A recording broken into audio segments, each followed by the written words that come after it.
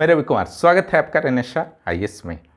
चलिए, दिल्ली सल्तनत के राजनीतिक पहलुओं पर हम लोग दृष्टि डाल चुके हैं। कौन कौन से राजवंश थे, उसके जो भी सुल्तान थे उनका क्या वर्क्स रहा, युद्ध वगैरह के बारे में सारे कुछ जान लिए। अब यहाँ के हम लोग प्रशासन के बारे में बात करने वाले हैं। देखिए, दिल्ली सल्तनत जो था और मुग़ल आपका राजवंश, ठीक है, दोनों में काफ़ी अंतर था। मुग़ल जहाँ विदेशी प्रभाव से मुक्त हो चुके थे, वहीं दिल्ली सल्तनत विदेशी प्रभाव से मुक्त नहीं हुआ था। देखिए, इसके क्या कारण हो सकते हैं उस पर पहले विचार कर लीजिए। तुर्कों का पहली बार आक्रमण हुआ था भारत में और उसके हाथ सत्ता लग गई थी। भारतीय उस पर विश्वास नहीं करते थे और तुर्क भी भारतीय पर विश्वास नहीं करते थे। ऊपर से तुर्कों का धर्म मुस्लिम था और भारतीयों का धर्म, बहुसंख्यक भारतीयों का धर्म हिंदू था। इसके कारण भी एक आपसी टकराव की संभावना बनी हुई थी और दिल्ली सल्तनत के सुल्तान को कहीं न कहीं से उलेमा वर्ग का, उमरा वर्ग का सपोर्ट का ज़रूरत था और साथ ही विदेश के मुस्लिम राजवंशों का भी सपोर्ट का ज़रूरत था ताकि वह भारत में अच्छी तरह से सत्ता पर पकड़ बनाए रखें। यही कारण था उन्होंने खुद को बादशाह घोषित नहीं किया जैसा कि मुग़लों ने कर दिया था। खुद को सुल्तान, सुल्तान का अर्थ होता है, सिंपल सा समझ लीजिए, गवर्नर, किसी बड़े बादशाह का गवर्नर। ओके, तो किसी न किसी खलीफा से इनका सनद प्राप्त करके यानी कि मान्यता प्राप्त कर लेते थे कि उस क्षेत्र का राजा होगा या गवर्नर होगा कोई खास व्यक्ति। खलीफा अगर मान्यता दे देते थे तो सारे मुस्लिम समाज के बीच एक सकारात्मक संदेश जाता था, मुस्लिम दुनिया के बीच एक सकारात्मक संदेश जाता था। समझ रहे हैं ना? यही कारण था कि उस समय जो खलीफा का पद था, मुस्लिमों में सर्वोच्च धर्मगुरु उस दौरान माना जाता था और खलीफा जो था इराक का बगदाद में था। ओके, लेकिन जब हलाकू के द्वारा हत्या कर दी गई थी खलीफा की, तो खलीफा का केंद्र फिर बन गया, नया जो खलीफा बना वो मिस्र का शासक बन गया था। ओके, तो प्रारंभिक में आप देखते हैं कि जो खलीफा की मान्यता ली गई इल्तुतमिश के द्वारा, वो बगदाद से लिया गया था, अल-मुंतसिर बिल्लाह से। बाद में मोहम्मद बिन तुगलक ने मिस्र के खलीफा से, अब्बासी खलीफा से लिया था सनद। तो देखिए, ये जो आपका खलीफा का मान्यता था वो केवल मुस्लिम समाज में एक तरह से अपनी प्रतिष्ठा स्थापित करने के लिए था। इसका अर्थ ये नहीं था कि उसके अंडर में वे आ जाते थे। केवल आध्यात्मिक और भौगोलिक नियंत्रण ही खलीफाओं का होता था। इस शुरू के क्लास में ही मैंने बता दिया था। खलीफा भी इस चीज़ को जानते थे कि कोई भी मुस्लिम शासक जो हजारों किलोमीटर दूर किसी क्षेत्र में शासन कर रहा है, उसका हर तरह से अधीनता स्वीकार करने से रहा। ठीक है, यहाँ भी यही था, चाहे सैन्य हो, न्यायिक हो, आर्थिक हो, हर क्षेत्र में जो सुल्तान होता था वो सर्वोच्च होता था। उसको सलाह देने के लिए बहुत सारे मंत्री भी हुआ करते थे जो अलग अलग नाम से जाने जाते थे। अब खलीफा की ही बात है तो पहला वैधानिक सुल्तान बहुत इंपॉर्टेंट है, इल्तुतमिश था, अल-मुंतसिर बिल्लाह से उसने लिया था।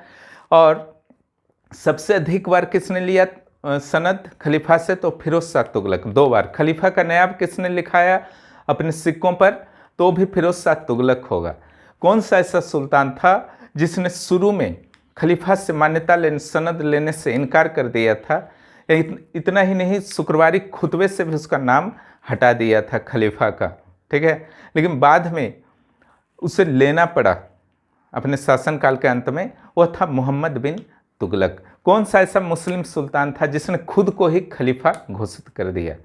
ये चीज़ आपको एक पूर्व उदाहरण आप मान सकते हैं कि मुग़लों ने खुद को बादशाह घोषित किया था, यानी कि किसी भी विश्व की अन्य शक्तियों के, चाहे धार्मिक गुरु क्यों ना हो, किसी के अधीन वो नहीं थे। उसी तरह से मुबारक शाह खिलजी ने भी यह घोषित कर दिया था कि वह खलीफा है।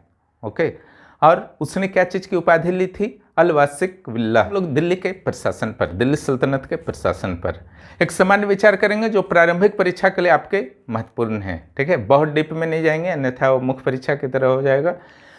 तो यहाँ पर सबसे पहले ये जान लीजिए कि सुल्तान जो होता था वो केंद्र में होता था और वह लेकिन प्रत्येक कार्य को अपने अलग अलग दीवानों के जो मंत्री होते थे, मंत्रियों के सहायता और परामर्श से वर्क को पूरा करता था, लेकिन अंतिम निर्णय उसका होता था। वो मौर्यकाल, गुप्तकाल, हर जगह यही चीज़ आप देख रहे हैं। ठीक है, केवल धर्म बदल गया था सत्ता का, सर्वोच्च सत्ता का, राजा मंत्री का, लेकिन नियत जो आपका सिद्धांत जो था प्रशासन चलाने का लगभग उसी आसपास में था। क्लियर। प्रशासन का जब भी आप अध्ययन करते हैं दिल्ली सल्तनत का, तो पहले हम लोग केंद्र स्तर पर करेंगे, इक्तदारी का थोड़ा कर लेंगे, थोड़ा प्रांत के बारे में जान लेंगे। ओके, तो इतना अगर आप स्टडी कर लेते हैं तो निश्चित रूप से काफ़ी होगा। और दिल्ली सल्तनत में सुल्तान केंद्र बिंदु में होते थे। वे जहाँ पर चर्चा करते थे अपने मंत्रियों के साथ, उसे मजलिस से खिलवत कहा जाता था। और जब कुछ खास लोगों के साथ चर्चा किया जाता था तो उसे कहा जाता था बर ए खास। जब न्याय वगैरह किया जाता था खुले अदालत में तो उसे कहा जाता था बर ए आम। ओके, इसके अलावा इस काल में 5 प्रमुख मंत्री थे जो कहीं ना कहीं से केंद्र बिंदु में थे पूरे मंत्रिमंडल का। ठीक है, उसका फार्मूला जो है विया इरिक।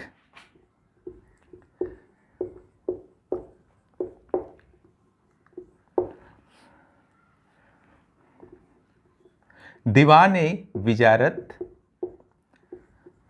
दीवाने आरिज, दीवाने इंसा, दीवाने रिसालत, दीवाने कंजा। देखिए, विजारत जो था ये सबसे मेन प्रधानमंत्री की तरह आप जान सकते हैं, गृह मंत्री, प्रधानमंत्री। आरिज जो था सेनापति था। रिसालत ऐसे तो धार्मिक था, लेकिन कभी कभी यह विदेश विभाग का रोल अदा कर लेता था। कंजा न्याय से रिलेटेड था। इंसा पत्राचार, राजकीय पत्राचार से रिलेटेड था। लेकिन इतना ही मंत्री नहीं थे। लेखा जोखा और महालेखाकार वर्ग में दो मंत्री थे, एक मुस्तौफी, दूसरा मुस्तरिफ। मुस्तरिफ ये जो था महालेखाकार था और ये महालेखा परीक्षक था। ओके, मुस्तौफी और मुस्तरिफ समझ गए। और इसके अलावा अगर बात करते हैं हम लोग के अलग अलग सुल्तानों के द्वारा कौन कौन से पद क्रिएट किए गए थे, तो उसमें सबसे पहले हम लोग बलवन का आ जाते हैं। अब जानते हैं कि उस समय एक तो उसने राजत्व सिद्धांत अपनाया था और उससे पहले जितने भी सुल्तान थे वो कहीं ना कहीं से हत्या उनकी हो गई थी, साजिश के शिकार हुए थे, इसलिए उसने राजत्व का सिद्धांत अपनाया था। और इसी को कायम रखने के लिए, मंगोलों के आक्रमण से बचने के लिए उसने सैन्य विभाग को बहुत ही मजबूत किया था और उसने एक दीवाने आरिज नामक का सैन्य विभाग का गठन किया था। तो ये बलवन का हो गया। दूसरा, गियासुद्दीन तुगलक का अगर बात करें तो उसने एक धार्मिक विभाग का गठन किया था, दीवाने वक्फ। गियासुद्दीन तुगलक के सीधा आएगा सब एग्जाम में। ओके, भी कई नवीन विभागों का गठन किया था, जिसमें प्रमुख था दीवाने रियासत, बाजार से संबंधित सारे मामलों को देखता था। दीवाने मुस्तखराज, जो भी ऋण लिए जाते थे कृषकों के द्वारा, चुकाने में सक्षम नहीं होते थे किसी कारण से, तो उस बकाया के वसूली का वर्क जो है उसके दिया जाता था। तो दीवाने रियासत, दीवाने मुस्तखराज 2 अलाउद्दीन खिलजी के द्वारा किया गया था। और फिरोज शाह तुगलक के बारे में मैंने बताया कि दीवाने बंदगान, दीवाने खैरात, दफ्तर रोजगार, ठीक है, दीवाने निकाह।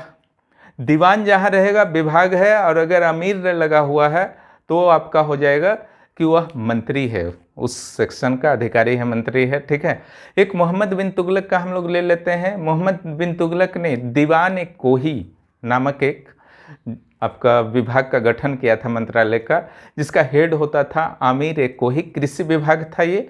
इसका काम था कृषि भूमि का, बंजर भूमि का विकास करना। तो इतने सारे जो मेन सुल्तान थे उनके हो गए। इसके अलावा भी आपका था बहुत सारा, जैसे आमिर आखुर और सहना ए पील। आमिर आखुर जो होता था अस्तबल का हेड होता था, और सहना ए पील जो है वो हस्तिबल का हेड होता था। आप गुप्त काल में भी देखते हैं महापीलपति, पील माने हाथी हो गया। ठीक है, तो नाम यहाँ पर भी चेंज बहुत ज़्यादा इस मामले में नहीं हुआ था। इसके अलावा दीवान मजलिस, मजलिस आप समझ ही रहे हैं, यानी कि जो राजकीय स्तर पर त्यौहार उत्सव वगैरह आयोजित होते थे उसका आयोजन करता यह होता था। दीवान बर कारखाना से रिलेटेड था। इसी प्रकार से एक और पोस्ट था आमिर हाजिब, और राज दरबार के मामलों को अच्छी तरह से देखता था। लेकिन जो सबसे पावरफुल पोस्ट बना बरहम शाह, जो 1240 से 1242 तक सुल्तान था, उसके काल में वह था नायाब ए ममलिकात, है ना।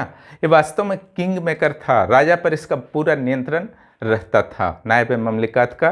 तो यहाँ से प्रश्न बनते हैं, नायब ममलिकात का गठन कौन किया? पहला नायब ममलिकात कौन था? एतिगिनी था, इख्तियारुद्दीन एतिगिनी। और अंतिम नायब ममलिकात कौन था? तो एक खुसरो था, मुबारक शाह के बाद जो बना था, गुजरात का हिंदू मुस्लिम धर्म परिवर्तन करके बना था।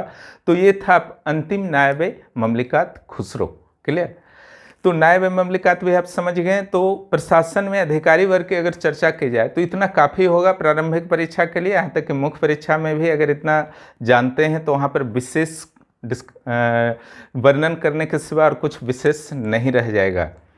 अब हम लोग आते हैं सेकेंड स्टेप में, दिल्ली प्रशासन का इक्ता प्रशासन।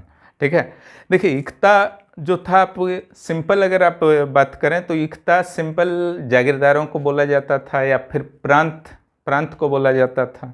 क्लियर? और ये कंसेप्ट चलता था मध्य एशिया में। तो मोहम्मद गौरी जब विजय प्राप्त किया भारत पर, उसके बाद उसके साथ साथ इक्ता प्रथा का भी प्रवेश हुआ। इससे एक प्रश्न बनता है कि पहली बार इक्ता किससे दिया गया? तो यह कुतुबुद्दीन ऐबक को दिया गया था, हांसी का इक्ता दिया गया था। ओके, इसको याद रखिएगा। इक्ता प्रणाली के बारे में थोड़ा सा आपको जान लेना चाहिए।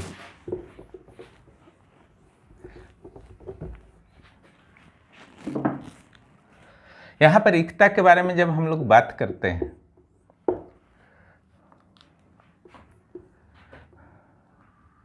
क्या है? इसका टाइप,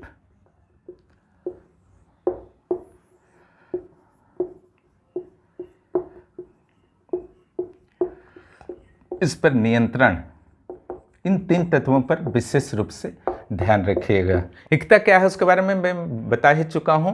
और वास्तव में यह तुसी नामक एक लेखक थे, उनकी पुस्तक सियासतनामा में इक्ता के बारे में विवरण दिया गया है। और इक्ता होता जो था, तो इसका हेड जो होता था मुख्ता या वली कहलाता था। इसका हेड होता था मुख्ता या वली या इख्तेदार भी कभी कभी बोल दिया जाता था। और ये कोई वंशानुगत शुरू में नहीं था। ओके, और इनका ट्रांसफ़र भी हो सकता था। और इनको वेतन जो दिया जाता था या तो ज़मीन के रूप में दिया जाता था या फिर नगद भी दिया जा सकता था। और इक्ता के 3 प्रकार होते थे, एक विजित इक्ता, दूसरा अर्ध विजित और तीसरा अविजित। विजित जो होता था जिसे जीत लिया गया था, जिस क्षेत्र को, जिस जमीन को, वहाँ अगर इक्ता बना दिया गया, इक्ता को प्रांत समझिए, बना दिया गया तो विजित इक्ता। आधा अधूरा नियंत्रण है तो अर्ध विजित इक्ता, वहाँ पर थोड़ा सा स्ट्रॉन्ग इक्तेदार को भेजा जाता था और उससे टारगेट दिया जाता था कि आपको जो है वह जो अर्ध विजित है उसको विजित इक्ता में बदलना है। तीसरा जो है अविजित इक्ता। अविजित इक्ता में सामान्यतः सुल्तान का नियंत्रण नहीं होता था। सुल्तान को उस क्षेत्र के मुख्ता वली या इख्तेदार जो इक्ता का हेड होता था वो बस सम्मान स्वरूप बोलते थे कि हाँ आपके अधीन है। वास्तव में वो सैद्धांतिक रूप से उसके अंडर में था, लेकिन व्यवहारिक रूप से वह स्वतंत्र होता था। इख्तेदार का यह 3 टाइप था। इख्तेदार धीरे धीरे ज़्यादा स्ट्रॉन्ग जब हो गए तो तरह तरह से भ्रष्टाचार में लिप्त हो गए, राजाज्ञा का विरोध करने लगे। इस स्थिति में अलग अलग सुल्तानों के द्वारा इख्तेदारों पर नियंत्रण करने के प्रयास किए गए। इसमें पहला प्रयास जो हुआ बलबन के द्वारा। ओके, बलबन के द्वारा ख्वाजा नाम के अधिकारी की नियुक्ति की गई। ओके, जो इख्तेदारों के कार्यों पर ध्यान रखता था कि वो गलत कर रहा है या सही कर रहा है। जहाँ तक अलाउद्दीन खिलजी का बात है तो उसने दीवान विराजत जो शुरू में मैंने बताया उसी को पावर दे दिया कि आप जो है इख्तेदार पर नियंत्रण रखिए, ध्यान रखिए। तो आप लोग सोच रहे होंगे कि क्या पूरे दिल्ली सल्तनत का प्रत्येक भूमि इक्ता भूमि था, यानी कि किसी न किसी को दे दिया गया था जागीर के रूप में? ऐसा नहीं है। बहुत सारे भूमि को सुल्तान के द्वारा अपने डायरेक्ट कंट्रोल में रखा गया था। उसे खालसा भूमि कहा जाता था। ओके, खालसा भूमि कहा जाता था। खालसा, चूँकि फिरोज शाह तुगलक ने बहुत ज़्यादा जमीन के रूप में वेतन देने की प्रथा चलाई थी जिसे वजह कहा जाता था, तो वहाँ पर खालसा भूमि की मात्रा बहुत कम हो गई थी और इक्ता भूमि बढ़ चुका था।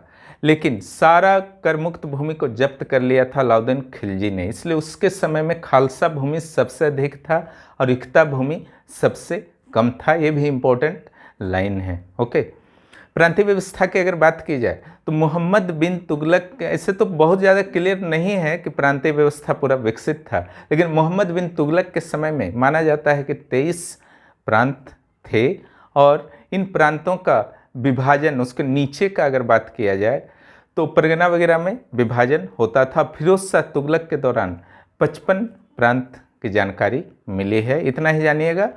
इसके बाद हम लोग चलिए बात करते हैं दिल्ली सल्तनत के शासन व्यवस्था का स्वरूप क्या था। चूँकि दिल्ली सल्तनत में सारे के सारे सुल्तान इस्लाम धर्म को मानने वाले थे, इसलिए यह कन्फ्यूजन रहता है कि क्या यह एक इस्लामी राज्य था, यह प्रश्न भी आता है। ओके, आईएएस में आया है कई बार और जेपीएससी में भी आ सकता है। ओके, लेकिन बरनी सीधा सीधा कहता है कि दिल्ली सल्तनत जो है वह इस्लामी नहीं बल्कि जहांदरी राज्य है, यानी कि लौकिक राज्य है, इस्लाम के नियमों के अनुसार चलने वाला राज्य नहीं है। ठीक है, ऐसे तो केवल एक लाइन बोल देने से सिविल सेवा में नहीं हो जाता है, इसको तर्क सहित सिद्ध करना पड़ता है कि कोई भी चीज़ क्यों है या नहीं है।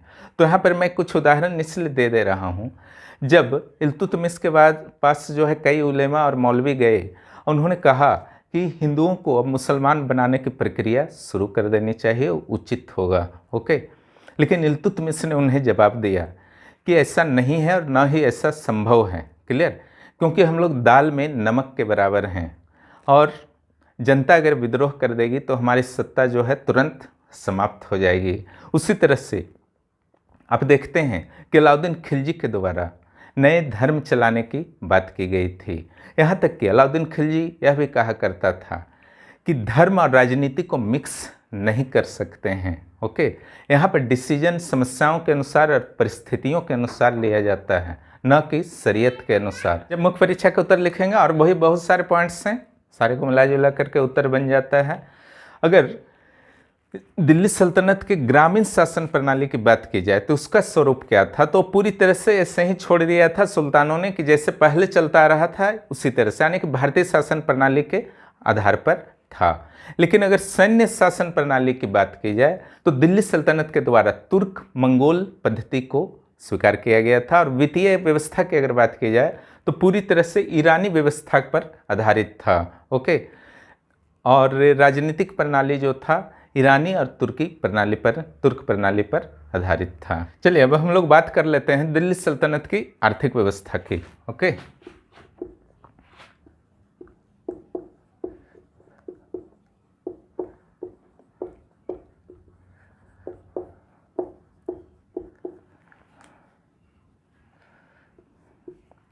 इसमें हम लोग बात करेंगे कर प्रशासन की बात कर लेंगे, दोनों में आ जाएगा, प्रशासन में भी आ सकता है। कर क्षेत्र में कौन सुल्तान ने क्या सुधार किया, यहाँ से भी प्रश्न रहते हैं। कृषि के बारे में थोड़ा बहुत जान लेंगे, तकनीक के बारे में इस काल का, शहरीकरण के बारे में जान लेंगे, व्यापार के बारे में जान लेंगे, मुद्रा व्यवस्था के बारे में जान लेंगे। इतना जान लेंगे, उसके बाद स्थापत्य पर हल्के फुल्के चर्चा कर लेंगे और दिल्ली सल्तनत समाप्त हो जाएगा। ओके, कर प्रशासन की जहाँ तक बात है तो दिल्ली सल्तनत में एक अच्छी तरह से सुविकसित कर व्यवस्था थी। शुरू में तो थोड़ा सा अव्यवस्थित था, कुल 23 कर थे, लेकिन फिरोज शाह तुगलक ने इसे मैनेज कर दिया था, कुल 4 करों में उसे समाहित कर दिया था, एक महत्वपूर्ण कर सुधार करते हुए। उसे आप ध्यान से थोड़ा सा देख लें, पूरी तरह से समझ में आ जाएगा।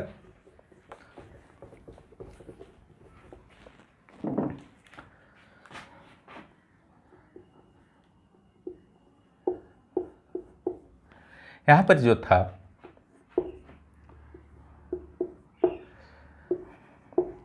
जजिया, ज़कात, खुम्स, खराज।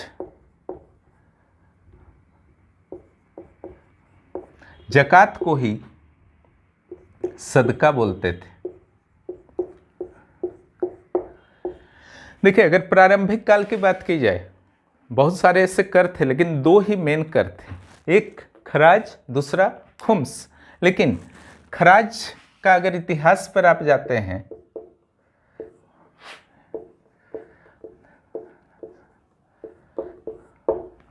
खराज में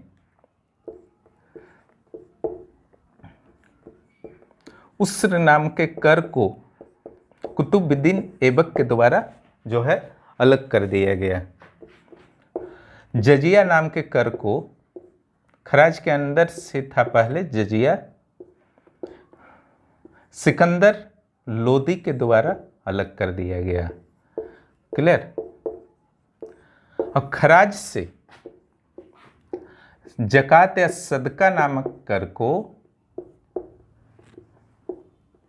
फिरोज शाह तुगलक के द्वारा अलग कर दिया गया। ओके, अब कौन सा क्या कर था उसको समझ लीजिए। खराज जो था ये सामान्य भूमि कर था जो सभी धर्मों से शुरू में लिया जाता था। ओके, भू राजस्व कर था। लेकिन बाद में जब जजिया अलग हुआ तो हिंदुओं से जजिया लिए जाने लगा। ओके, सुरक्षा कर एक तरह से हिंदुओं के लिए ये धार्मिक कर था। उसी तरह से जिस ढंग से हिंदुओं से जजिया कलेक्ट किया जाता था, या 12 दिरहम या फिर 24 दिरहम या 48 दिरहम हो सकता था आर्थिक सिचुएशन के अनुसार। कई वर्ग इससे बाहर भी थे। ओके, गरीब वर्ग हो गए, महिलाएं हो गई, बच्चे हो गए, इन लोगों को बाहर, सन्यासी हो गए, इन लोगों को बाहर रखा गया। लेकिन ब्राह्मणों को इसमें शामिल किया गया था। वह ब्राह्मण जो लंबे समय से कर मुक्त था, उन पर किसी तरह का भारत में किसी भी शासन के द्वारा कर नहीं लगाया गया था, उस पर पहली बार फिरोज शाह तुगलक के द्वारा टैक्स लगाया गया। वह था जजिया कर। ओके, तो धार्मिक कर था। उसी तरीके से यह भी एक धार्मिक कर था जो मुस्लिमों पर लगता था।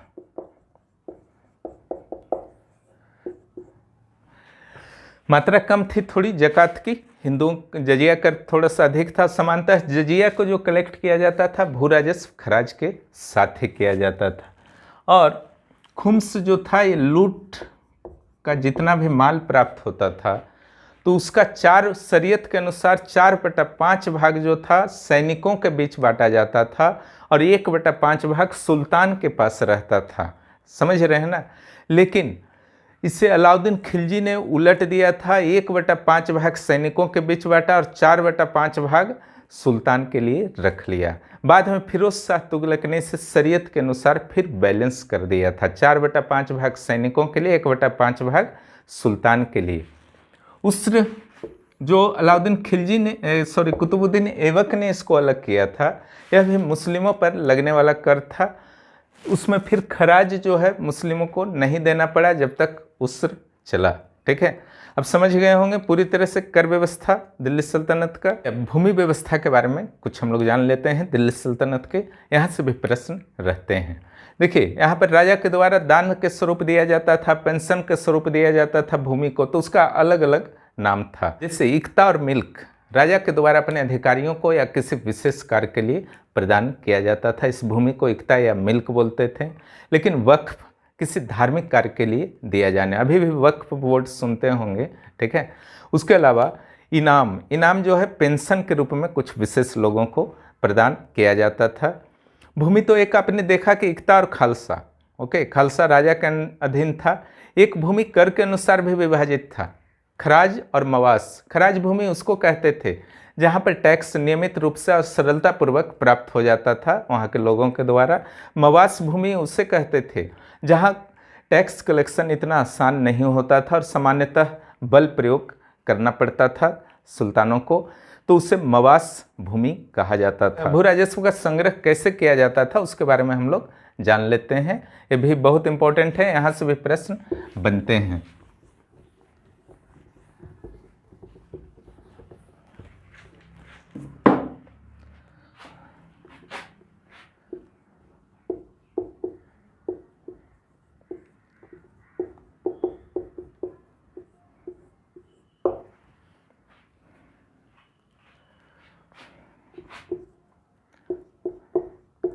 गल्ला बख्शी पहला विधि, दूसरा विधि कंकुत और तीसरा विधि जो था अलाउद्दीन खिलजी के द्वारा मसाहत। गल्ला बख्शी का 3 पार्ट था, खेत बटाई, लंक बटाई, रास बटाई। गल्ला बख्शी में क्या किया जाता था, अगर खेत में मान लीजिए कि फसल लगा हुआ है पूरा, वहीं पर जाकर के बता दिया गया कि इतना फसल जो है अब वह टैक्स के रूप में आपको देना पड़ेगा, वह हुआ खेत बटाई। जब उस फसल को कटिंग कर लिया जाता था और खलिहान में ही टैक्स का निर्धारण कर लिया कि इतना जो अब हो गया राजा का हो गया, सुल्तान का हो गया, तो हो गया लंक बटाई। रास बटाई जब उसका अनाज बन जाता था और अनाज के रूप में देते थे। कनकुत जो होता था ये वास्तव में अंदाज से दिया जाता था। ओके, मसाहत एक पद्धति था जो अलाउद्दीन खिलजी ने चलाया था और इसमें मध्यस्थों को पूरी तरह से समाप्त कर दिया था। आपको पता है कि मध्यस्थ जो होते थे वो तरह तरह से पैसा कलेक्शन कृषकों के द्वारा करने का प्रयास करते थे, वैधानिक और अवैधानिक दोनों रूपों में, जिसमें था आपका हक ए खुती और किस्मत ए खुती। हक ए खुती वह होता था जब राजा यानी कि सुल्तान जितना भी वो कलेक्शन करते थे भू राजस्व का, उसमें से एक पार्ट उनको दे दिया जाता था, यानी कि वैधानिक रूप से वो हुआ हक ए खुती। लेकिन जब वो एक्स्ट्रा मनी किसी भी तरह से किसानों को डरा के धमका के या अन्य तरीके से प्राप्त करते थे भ्रष्ट तरीके से, तो वो था किस्मत ए खुती। तो इन दोनों को अलाउद्दीन खिलजी ने क्या किया था, बंद कर दिया था। तो जितने भी मीडिएटर थे उनके आय खुद मुकद्दस जो होते थे, ग्रामीण स्तर पर जो धनी लोग होते थे, मुखिया वगैरह बनते थे, उन लोगों में से उनके आय पर पूरी तरह से कंट्रोल कर दिया था अलाउद्दीन खिलजी के द्वारा। इतना ही नहीं किया था, उसके ऊपर कर भी लगा दिया था अलाउद्दीन खिलजी ने। उसके लिए घारी और चारी, घर कर, घारी, चारी जो था वो चारागाह का कर। कई लोगों का मानना है कि चूंकि लोअर लेवल पर खुद मुकद्दस इत्यादि मैक्सिमम हिंदू होते थे, इसलिए अलाउद्दीन खिलजी ने ऐसा किया था। लेकिन आप जहाँ तक देखते हैं प्रशासनिक सुधार में भी उसने शादी विवाह पर रोक लगा दिया था, हायर सोसाइटी में मजलिस पर रोक लगा दिया था। उन लोग तो हायर सोसाइटी के थे, वहाँ पर मैक्सिमम मुस्लिम लोग थे, ओके, अमीर उमरा वगैरह सब वर्ग के लोग थे। नशाबंदी पर रोक, नशाबंदी कर दिया था, ओके। तो ये सब तो इसलिए ये आरोप जो है पूरी तरह से सही नहीं माना जा सकता है। उसका मुख्य लक्ष्य था कि पूरी तरह से सत्ता का केंद्रीकरण अपने हाथ में कर लेना, ओके। तो ये हुआ कंकुत और मसाहत। साथ ही अलाउद्दीन खिलजी का कहना था कि निर्बल वर्गों पर सबल वर्गों का करों का बोझ नहीं पड़ना चाहिए, सभी पर समान वितरण रहना चाहिए जिसकी जितनी भूमि है। विचार तो अच्छे थे लेकिन पूरी तरह से इम्प्लीमेंट नहीं हो पाता था, मध्यकालीन सिचुएशन थे। बाद में जब अलाउद्दीन खिलजी के बाद एक अन्य महत्वपूर्ण शासक गयासुद्दीन तुगलक सुल्तान बना, तो उसने जितना भी इसने टैक्स को वृद्धि किया था उस वृद्धि को वापस लिया गया। माना जाता है कि 1/10 से 1/11 भाग वृद्धि को इसने वापस ले लिया गया था। मसाहत प्रणाली को त्याग दिया, गल्ला बख्शी कंकुत जारी रहा।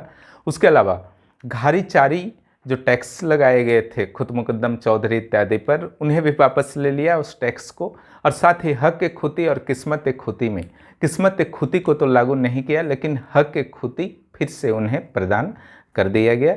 यह सुधार था गयासुद्दीन तुगलक का। इसके बाद हम लोग आते हैं मोहम्मद बिन तुगलक। उसने भी कई तरह के सुधार किए, लेकिन जिस तरीके से अभी अजीब अजीब उसकी योजनाएं थी, उसी तरह से सुधार भी थोड़े अजीब अजीब थे। उसमें 2 चीज़ आपका क्लियर रखना है। एक वफा ए फरमानी, मोहम्मद बिन तुगलक का मैं बात कर रहा हूँ, निरखे फरमानी।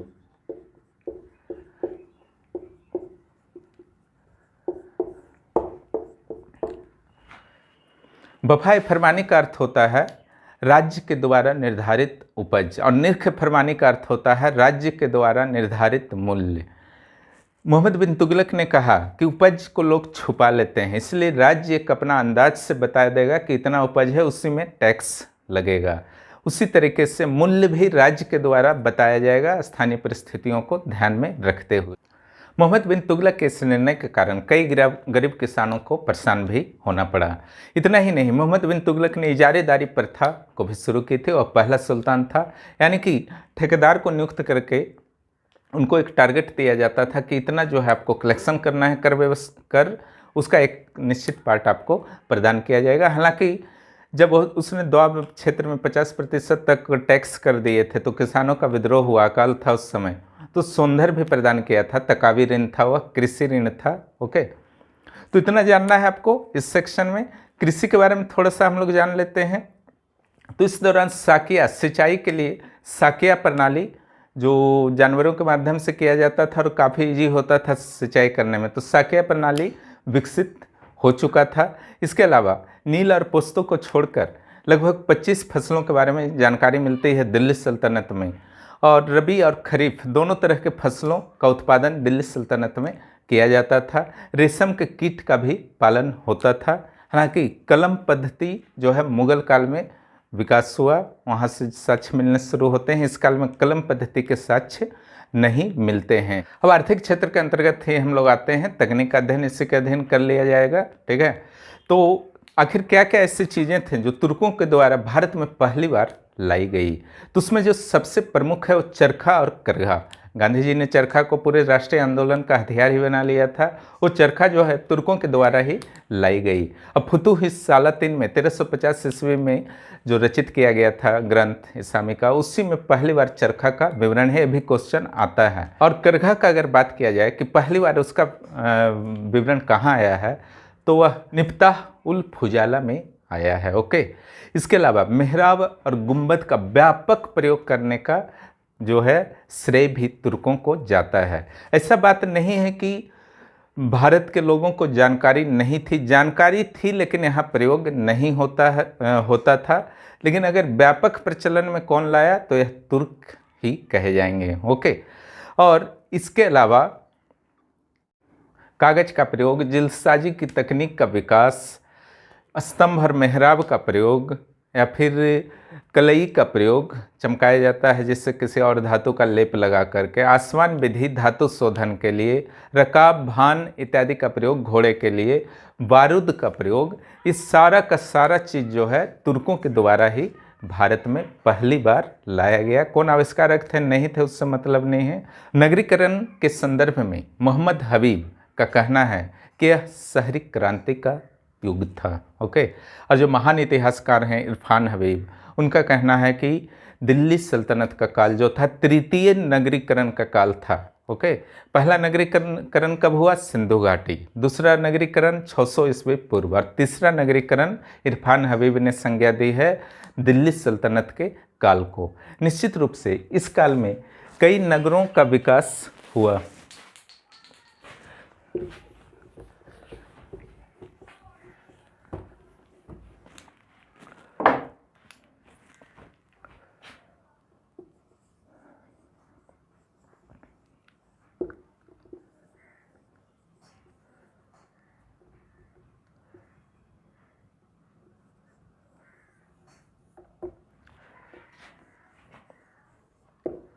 यहाँ पर देखिए नगरों को, यहाँ तो आपका दिल्ली था ही,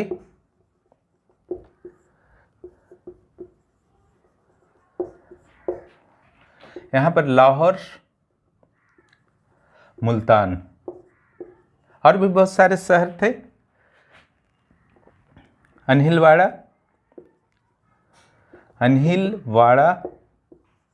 कैम्बे, बंदरगाह था कैम्बे, कड़ा जो था इलाहाबाद के पास ही है, लखनौती बंगाल में सेन वंश के टाइम में विकसित हुआ था। कड़ा, लखनौती, अनहिलवाड़ा, कैम्बे, दिल्ली, मुल्तान, लाहौर, ये सब बड़े बड़े नगर थे। और इब्न बतूता का कहना था कि दिल्ली पूर्वी इस्लामी दुनिया का सबसे बड़ा नगर है, इससे बड़ा कोई भी नगर नहीं है। अगर इन नगरों की विशेषता की बात किया जाए तो इसमें एक सोनार गांव था, यहाँ पर था ढाका के पास सोनार गांव मलमल के लिए प्रसिद्ध था। दिल्ली सल्तनत के व्यापार और वाणिज्य की बात की जाए तो अलग अलग देशों से संपर्क स्थापित थे और ठीक प्राचीन काल की तरह ही थे।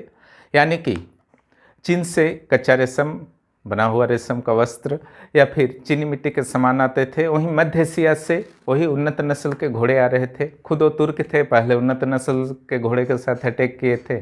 यहाँ आने के बाद फिर वहीं से मंगाना पड़ा उनको। तो सिचुएशन सेम रहा। व्यापार वाणिज्य के क्षेत्र में कुछ प्रमुख वर्ड्स को आप लोग याद रखेंगे दिल्ली सल्तनत का, वो एग्जाम में आपके लिए इंपॉर्टेंट हैं। सिराफ,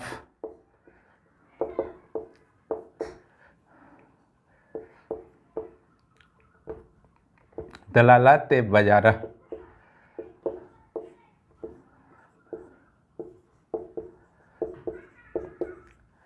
कारवानी। कारवानी जो होते थे वे वस्त्र व्यापारी होते थे। ओके। सिराफ मुद्राओं का लेन देन करते थे। दलालात बजारा जो थे बाजार के दलाल थे। दलालात बजारा के इतिहास को अगर देखा जाए तो लंबे समय से थे, ठीक है, लेकिन इस पर टैक्स, पहली बार ये टैक्स था दलालात बजारा, इस पर टैक्स लगाया अलाउद्दीन खिलजी ने। हालांकि उसने शुरू में प्रतिबंध लगा दिया था, बाद में अनुमति दिया और टैक्स लगा दिया। इस टैक्स को हटाया फिरोज शाह तुगलक के द्वारा। जितने भी कठोर निर्णय पहले हुए थे सारे कठोर निर्णयों को सॉफ्ट कर दिया पूरी तरह से फिरोज शाह तुगलक ही, यानी कि तुगलक वंश में आप ये चीज़ को देख सकते हैं। अब हम लोग आते हैं दिल्ली सल्तनत की मुद्रा व्यवस्था पर, अर्थव्यवस्था के अंतर्गत।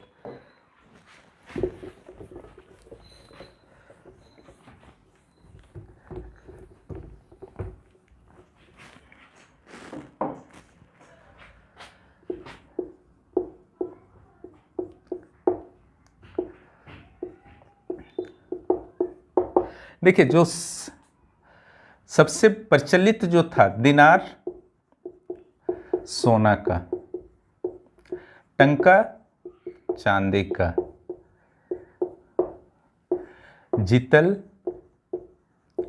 तांबा का, बुलियन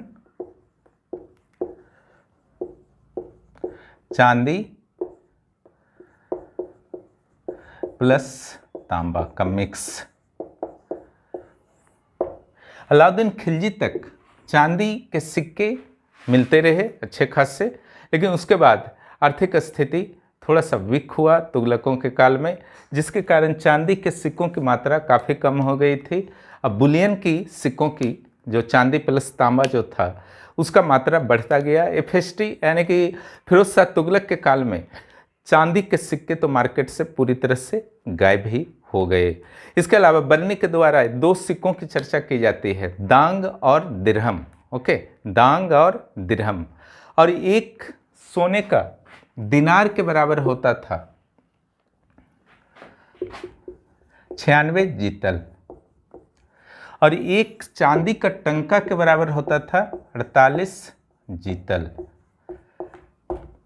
इसको याद रखिएगा, ये बहुत ही इंपॉर्टेंट है। अलग अलग सुल्तानों के द्वारा अलग अलग नाम से सिक्के चलाए गए थे।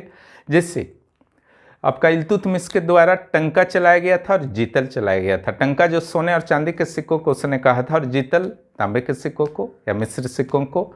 उसी तरह से फिरोज शाह तुगलक के द्वारा संसगानी, अद्धा और विख चलाया गया था, और मोहम्मद बिन तुगलक के द्वारा दिनार और अधली चलाया गया था। उधर विशेष रूप से याद कर सकते हैं, और मोहम्मद गौरी वाले सिक्कों को याद कर सकते हैं, जिसे देहलीवाल सिक्का कहा जाता था मोहम्मद गौरी के सिक्कों को। उस देहलीवाल सिक्के का खासियत क्या था, क्योंकि दिल्ली के आसपास ही पाया गया है। सिक्कों के एक ओर मोहम्मद बिन साम लिखा हुआ था और घोड़े की आकृति थी, दूसरी ओर बैल की आकृति थी और पृथ्वी राज लिखा गया था। कुछ ऐसे भी सिक्के प्राप्त हुए हैं मोहम्मद गौरी के द्वारा जारी किए गए, जिसमें देवी लक्ष्मी की भी आकृति उकरी हुई थी। ओके, तो सिक्कों के बारे में इतना याद रखिएगा। अब हम लोग चलते हैं दिल्ली सल्तनत की स्थापत्य कला। ओके, तो देखिए, दिल्ली सल्तनत में दो तरीके का स्थापत्य विकसित हुआ, एक हिंदुओं का, दूसरा मुस्लिमों का। बाद में यही स्थापत्य कला बोल सकते हैं कि आप लोदी काल ही पहुँचते पहुँचते शेरशाह, लोदी, शेरशाह, मुगल तो काफ़ी आगे हो गए, इंडो इस्लामिक आर्किटेक्चर के रूप में वह उभरा। ओके, यानी कि इंडो इस्लामिक को समझने के लिए न सिर्फ आपको उधर जो पुराने वाले द्रविड़, नागर और बेसर को समझना होगा, बल्कि इस्लामिक आर्किटेक्चर को भी समझना होगा। ओके, तो यहाँ पर हम लोग जानेंगे आर्किटेक्चर के बारे में हल्का फुल्का, जो प्रारंभिक परीक्षा के दृष्टि से इम्पोर्टेंट है। दो शैलियाँ विकसित हुई, तराबियत और कुष्ठ।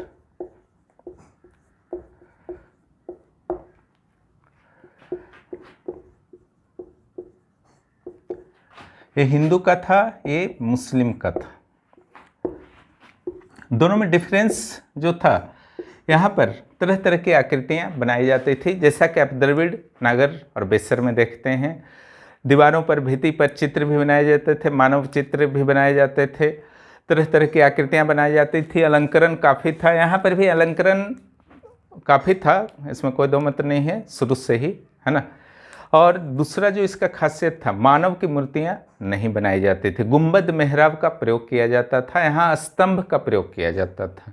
ओके, इसलिए स्तंभ पद्धति भी इसको बोलते हैं। गुंबद मेहराब, मीनार इत्यादि का प्रयोग किया जाता था। लेकिन ये मत समझिएगा तुर्कों के द्वारा ही गुंबद मेहराब आविष्कार किया गया था। ये वास्तव में तुर्कों ने रोम के बेजेंटाइन साम्राज्य से सीखा गया था। भारतीयों को भी जानकारी थी, लेकिन यहाँ पर ज़्यादा प्रचलित नहीं था। ओके, इस लाइन को ध्यान में रखिएगा। लेकिन जो भी हो, इनकी यहाँ पर मानव की आकृति इन लोग नहीं डालते थे, फूल पत्ती ज्यामितीय आकृतियाँ इन लोग यूज करते थे, लेकिन मानव मूर्ति पूजा चूँकि निषेध था इस्लाम में, इसलिए इनके स्थापत्य में भी उसका प्रभाव दिखता है। यानी कि जो अगर दोनों शैलियों में अगर समानता की बात की जाए तो अलंकरण दोनों में था और बड़े बड़े आंगन दोनों में होते थे। इसलिए शुरुआती जो आक्रमणकारी आए तुर्की, शुरुआती जो सुल्तान हुए, वहाँ मस्जिदों की कमी थी भारत में, इसलिए मंदिरों को तोड़कर जब मस्जिदों को बनाया गया तो इससे काफ़ी सरलता हुई इन समानताओं के कारण। ओके, जैसे जैसे इनकी आर्थिक स्थिति सुदृढ़ होती गई तो मंदिरों के तोड़ने की क्रिया जो है वो भी कम होती गई और नए नए मस्जिद ये खुद बनाने लगे। ओके, तो इतना अभी शुरू में जानिए। अब चलिए किस किस सुल्तान के द्वारा क्या क्या बनाया गया वो भी इम्पोर्टेंट है आपके प्रारंभिक परीक्षा के लिए। सबसे पहले आते हैं कुतुबुद्दीन ऐबक, जो पहला सुल्तान माना जाता है। ठीक है, तो कुतुबुद्दीन ऐबक के द्वारा अजमेर में 2.5 दिन का झोपड़ा बनाया गया। यह वास्तव में पहले एक बौद्ध मठ था। उसके बाद कुब्बत उल इस्लाम मस्जिद भी बनाया गया। यह वास्तव में एक शुरू में जैन मंदिर था। जैन मंदिर से यह विष्णु मंदिर बना था। उसी विष्णु मंदिर को तोड़ करके कुब्बत उल इस्लाम बनाया गया मस्जिद। उसके बाद ये कुतुब मीनार को भी बनाने लगा, जो इसके गुरु थे कुतुबुद्दीन बख्तियार काकी, जो सूफी संत थे, उनकी याद में वह बना रहा था। 3 मंजिल बनना था, लेकिन एक ही मंजिल बना पाया, बाकी 2 मंजिल जो है इल्तुतमिश के द्वारा पूरा किया गया। कुतुबुद्दीन ऐबक के द्वारा किला ए राय पिथौरा का भी निर्माण किया गया, जो दिल्ली में अलग अलग सुल्तानों और शासकों के द्वारा, मुगल शासकों के द्वारा अलग अलग शहर बसाए जाते थे दिल्ली के आसपास। उसी में से ये पहला शहर था। कुल माना जाता है कि कुल 7 शहर बसाए गए दिल्ली सल्तनत और मुगल काल में दिल्ली के आसपास। उसमें पहला शहर जो था किला ए राय पिथौरा, कुतुबुद्दीन ऐबक ने इसे बसाया था। अब अगला आते हैं इल्तुतमिश। इल्तुतमिश के पास भी बहुत ज़्यादा समय नहीं मिल पाता था स्थापत्य के क्षेत्र के लिए, क्योंकि उसे काफ़ी संघर्ष करना पड़ा था। फिर भी उसने अपने पुत्र नसीरुद्दीन महमूद के लिए मकबरा बनाया था, क्योंकि उसकी डेथ हो गई थी बंगाल अभियान में, तो उसका नाम रखा सुल्तान गढ़ी। उसके अलावा उसने अपना मकबरा भी बनवाना शुरू किया था, जिसे बाद में उसकी पुत्री रजिया सुल्तान ने पूरा किया था। इसके अलावा बदायूं का जामा मस्जिद, नागौर का अंतरिक्कन दरवाज़ा, कुतुब मीनार को जो है वो दूसरा और तीसरा तल्ला को पूरा किया। और इसके अलावा दिल्ली में एक हौज शमसी बनाया, एक तालाब बनाया। ओके, और एक ईदगाह का भी निर्माण कराया। तो इतना वर्क था। इसके अगर खासियत देखी जाए, जहाँ से बहुत ज़्यादा संभावना आपका रहता है, तो बहुत सारा चीज़ तो मैंने बता ही दिया है। जो इल्तुतमिश का मकबरा था, वहाँ भित्ति मेहराब प्रणाली का प्रयोग किया गया था। ओके, इसके बाद आता है बलवन। बलवन में विशेष कुछ नहीं है, ये 6ठा जेपीएससी में आ भी चुका है, जो बताने में जा रहा हूँ। बलवन का जो मकबरा था, उसमें पहली बार वैज्ञानिक तरीके से गुंबद का प्रयोग किया गया था। इस 6th जेपीएससी में आ चुका है। उसके बाद आते हैं खिलजी स्थापत्य। खिलजी स्थापत्य में गुंबद और मेहराब का व्यापक तौर पर प्रयोग शुरू हो गया। इस्लामी स्थापत्य कला जो था पूरी तरह से स्पष्ट रूप से सामने आया खिलजी काल में। खिलजी काल में जो मुख्य निर्माता था वह था अलाउद्दीन खिलजी। अलाउद्दीन खिलजी के द्वारा अलाई दरवाज़ा बनाया गया, हौज अलाई हौज खास बनाया गया, यानी कि 2 तालाब बनाए गए। इसके अलावा अलाउद्दीन खिलजी ने 1000 सितन का महल बनाया, जमात खाना मस्जिद बनाया। और जमात खाना मस्जिद के बारे में विशेष रूप से आप जान लीजिए कि पूर्ण इस्लामी स्थापत्य शैली में यह पहला मस्जिद था, जमात खाना मस्जिद, जो अलाउद्दीन खिलजी ने बनाया था।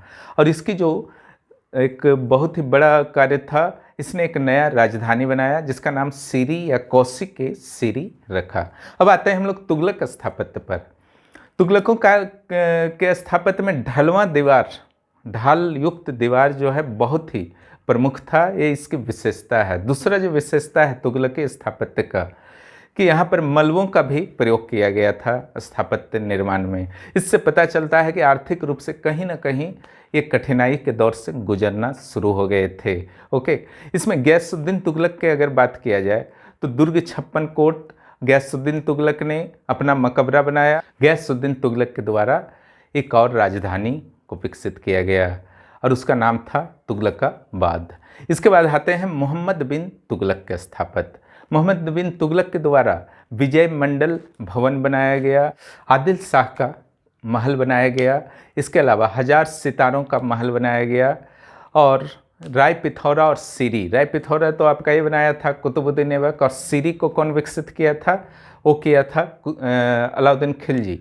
इन दोनों के बीच में एक नया राजधानी इसने भी विकसित किया और वह था जहां पनाह नगर।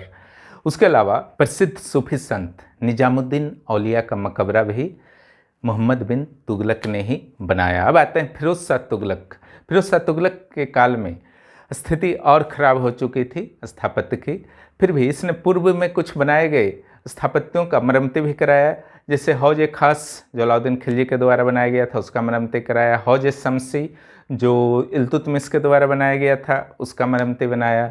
उसके बाद कुश के फिरोजाबाद और कुश के शिकार नामक इमारतों का भी निर्माण कराया, महलों का भी निर्माण इसने कराया। फिरोज शाह तुगलक के द्वारा ही कबीरुद्दीन औलिया के मकबरे का निर्माण कराया गया।